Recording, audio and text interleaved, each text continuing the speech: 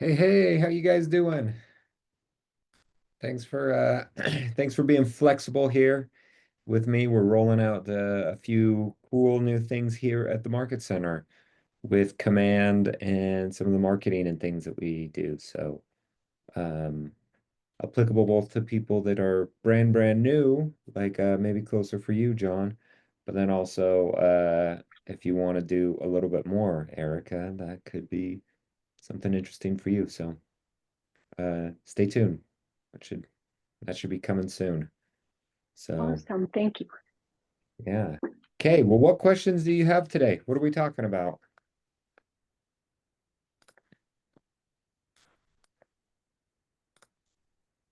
Okay, I received this text that I sent you. Uh-huh. Well, I said, sure, about the person willing to give us a lead for the listing that I have.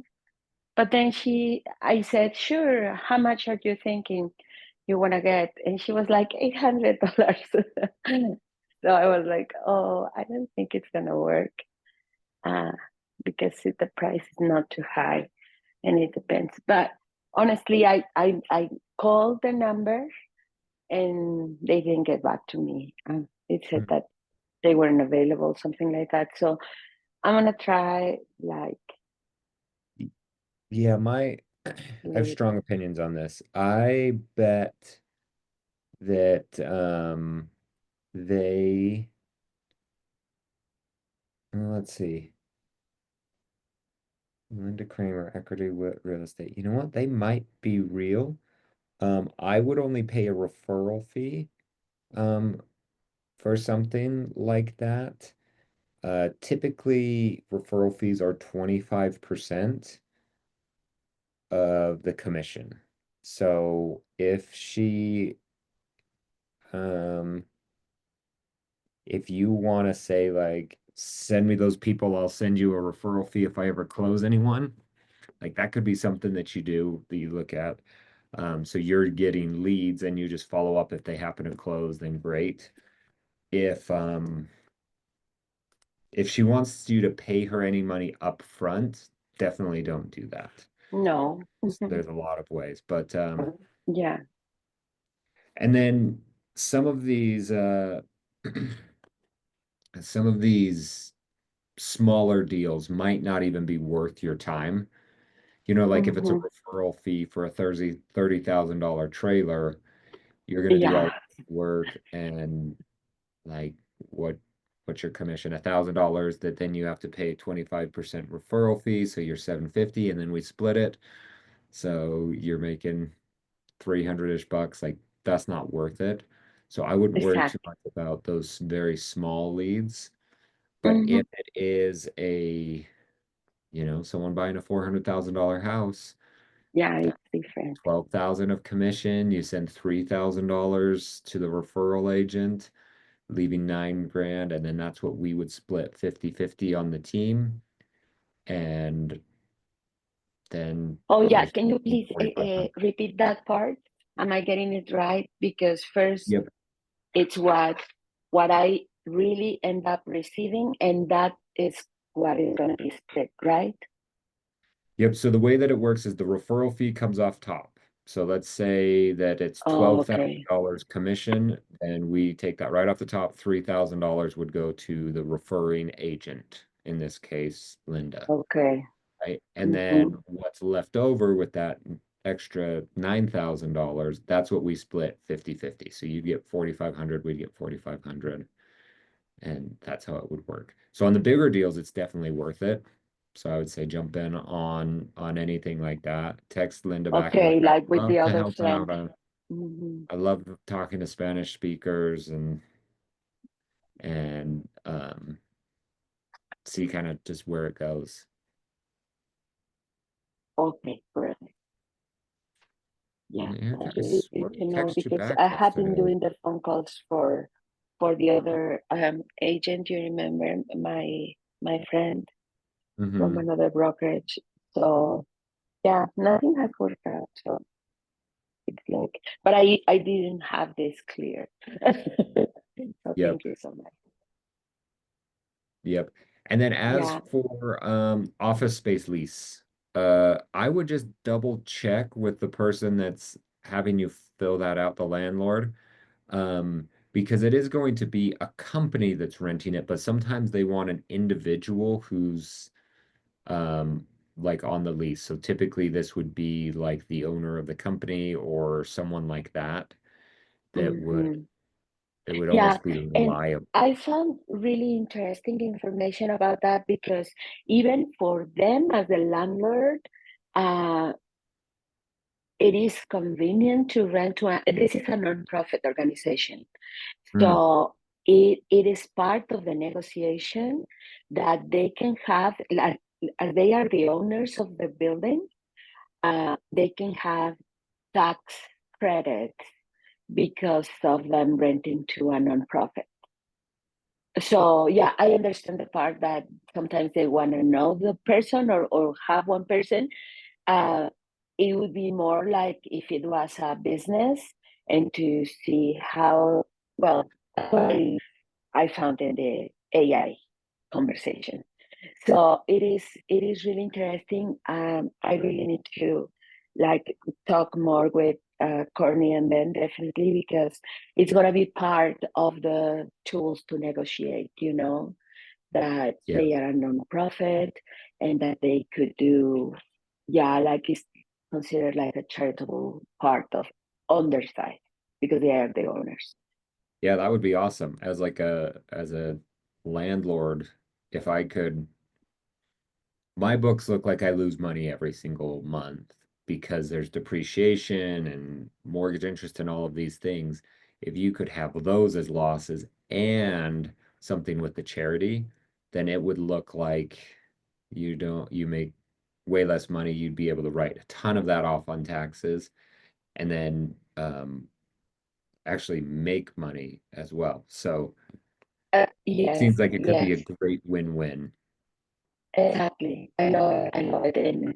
And also I had do some research before your business, the financial the things that they need to show if they are like an LLC or something. But this could be like something very similar, including the terms of the lease. They also depend on the grants that they receive. Like for right now, they think they might have money for 3 years lease term, but it could be extended or it could be like for any other reason made short because of the grants that they have and the programs that they run. So yeah, I find that really interesting. Yeah, I double check with Ben how to take advantage of that. But that should be something Mm-hmm. good. Okay, yeah, Awesome. thank you so much for yeah Yeah. Yeah. thinking Okay. Any other about questions before you guys go jump and ignite? We got Hunter today. Should be good. yeah. I've got a question actually. Yeah, Josh, shoot. Right on. So I went out with a buyer yesterday, up to like the Murray area, and Mm-hmm. it's kind of a unique situation in so much that she is wanting a rental property, uh, but is looking for like a single family home or townhouse. But the ones that we went and saw were new builds. But the problem is with Murray is that there's not a lot of land. It's an older area, so there's not a ton of new building, and the new builds that are there are kind of in lower income areas with higher end housing. Mm, And yeah. so, uh, and that seemed to be an issue for her, because she wants kind of a nicer area, but also a nicer property with not a lot of like lower income housing around it. Is there a Mm-hmm. way? I mean, I just don't know how to find that needle in a haystack in that area with the current inventory that's available. Like, how do you, I mean, do you expand the reach as far as like from like a monetary perspective a little bit? I think she's a little bit flexible. I think she's Yeah. looking to potentially go around 800,000. So do you become more flexible as far as the location? Do you become more flexible? Like how do you think I should approach that? Yep. That I always suggest whenever you have a buyer that says, I want this specific thing, you look for that specific thing and like a little bit more. So if they're like, we don't want to go above 800, look for properties that are up to 850. If they're like, we don't want to be outside of Murray, look at like Murray and the surrounding areas. Because if what they're looking for in their very defined box does not work out, they will start going outside of that. Now, if you send them any properties that don't fit with inside that box, I would reference that. Hey, this isn't exactly what you were looking for. It's right outside of this, but I thought it might fit as well. And they might be like, oh, you know what? That's nice. Like, I can't even think Yeah, of what's around Murray. Cottonwood Heights is not too far from there. So they're like, oh, look, Cottonwood yeah, Heights. This is nicer area, and we got this random build going on. Like, this is so cool, and it's within our budget. Like, you might get little things like that that are better off. yeah. Mhm. Is there a way to like kind of maybe overlay uh, geographical areas as far as like a map of income on top of Um, like available houses and things like that, like on the MLS, or is that not an option? that is not an MLS feature, but that would be super awesome. What you I think might I want to do. found, sorry, Oh, go ahead, Erica. I think I found like part of the MLS, the other companies or the ads that we have on the left, there's something called RPR. And that one, Yes. when I was looking for the reserve space, it showed me income graphs, you know. I don't know how I did it, but I think the name is RPR and it's non-paid. It's part of the MLS Yep. So if subscriptions you that we log into have. the MLS on the side, there's a bunch of links, Yeah. and one of them Hmm. is RPR. That's a great one, Erica. Good call. Okay. Cool. That'll work. Um, and then you should always do like a quick little like drive around with Google kind of an idea. So Yeah. if you find a property that you're like, this might work, it's like drop a pin, click around the neighborhood, see what they're gonna run into. Because if they're like, we just don't want to live in the or buy something in the ghetto, it's like Hmm. click around, see what it looks like, and Yeah. know that hopefully everything's going to turn over and get better, but not every area does. So, Yeah. Yeah. try out with that. Okay. Cool. Okay. Well, so Hunter should be starting Ignite right now. So head on downstairs, win the buyer. It should be a good one. And And then Cam, if you have any other questions, let me know. yeah, Yeah, Rich, what Cam, do you have? Thank you so yeah, we much. have like I've posted the announcements about our new partnership with Scott Leroy. So they're experts in command, and it's gonna be a great additional to our calendar. I just posted the link to the Zoom class later for smart plans. So please attend. Yes. I'm excited about this. They're going to have way more training than we could possibly need. So if you're ever like, I want some command help, this is like even better than having Hunter meet with you. So yeah, Is today, this smart plan. online? Yep, Okay, thank you.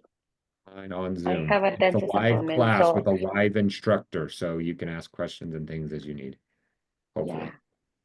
I'm gonna be at the dentist today, but you are not gonna see me in the office. But thank you so much for everything. Yep. Thanks, everyone. We'll see y'all soon. Sweet. Thanks.